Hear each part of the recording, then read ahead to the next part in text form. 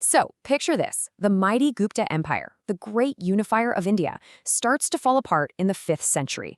It leaves this massive power vacuum, and out of that chaos, a new kingdom rises up in the west, started by a former general. This was the Kingdom of Valabhi, a dynasty that would do more than just survive. It would thrive and end up shaping the entire region for 300 years.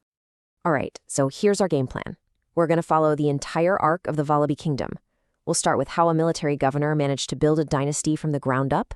Then we'll check out its golden age as a hub of learning, see how it dealt with its powerful rivals, figure out what invasions finally brought it down, and wrap up by looking at the incredible legacy it left behind. Okay, so let's set the scene.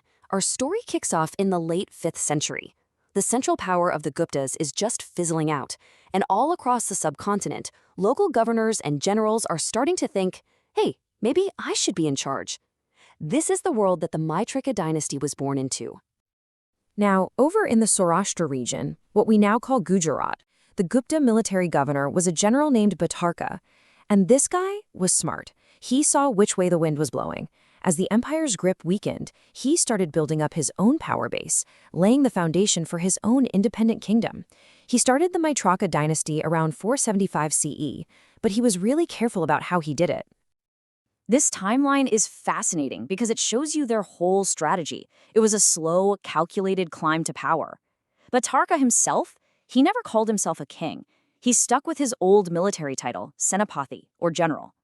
His successors, though, they started to push the envelope. Simra calls himself Maharaja, which sounds kingly, but still kind of hints that he answers to someone else.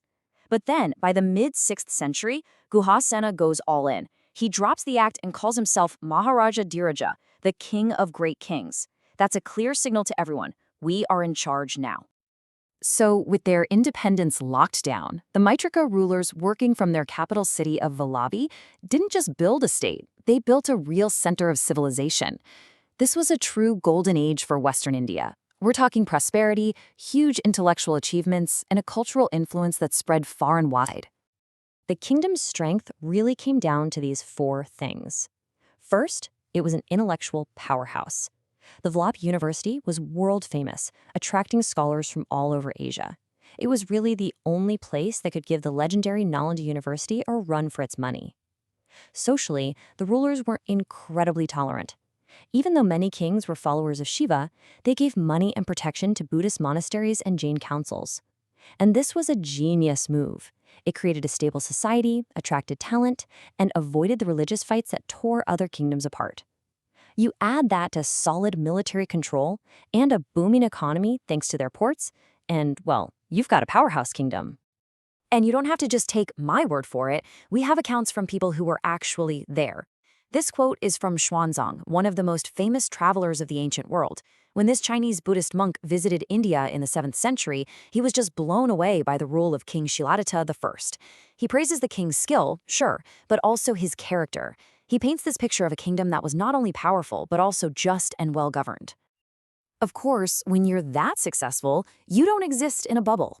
Valabhi was surrounded by other ambitious kingdoms, and its very survival depended on playing a constant, high-stakes game of diplomacy, war, and clever alliances.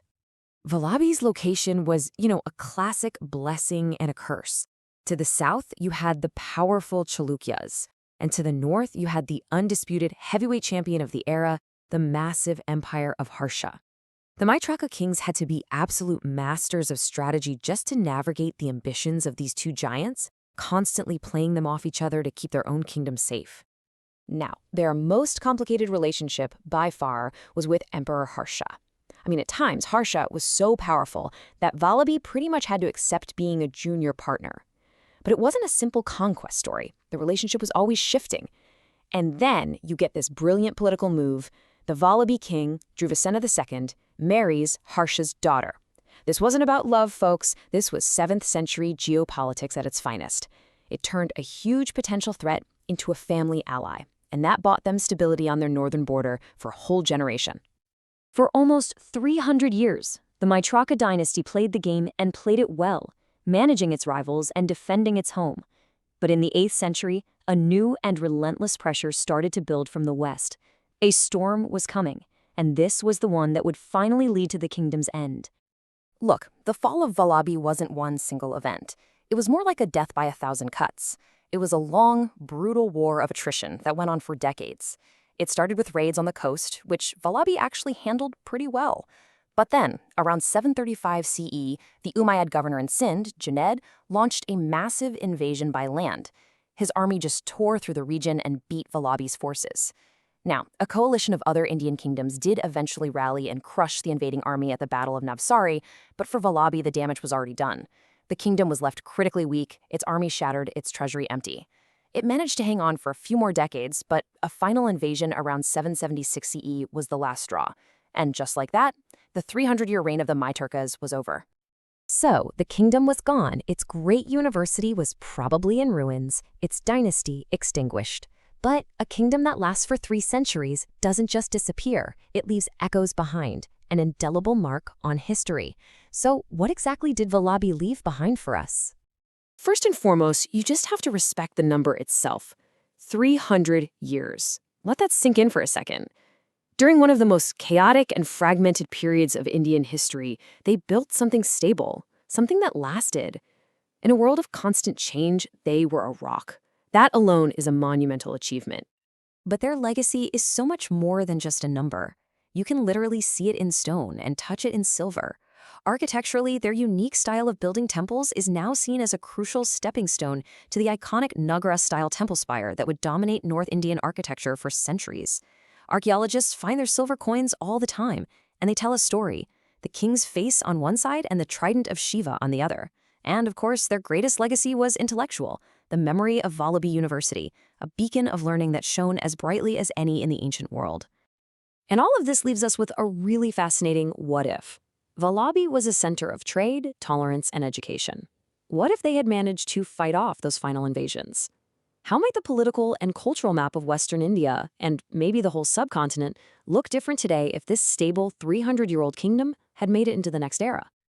If you found this explainer on the Valabhi kingdom insightful, there's a lot more where that came from. Be sure to explore the other deep dives in our South Asia history playlist. And hey, if you enjoy clear, structured histories like this one, make sure to subscribe to Notebook Summaries for more. We'll see you in the next one.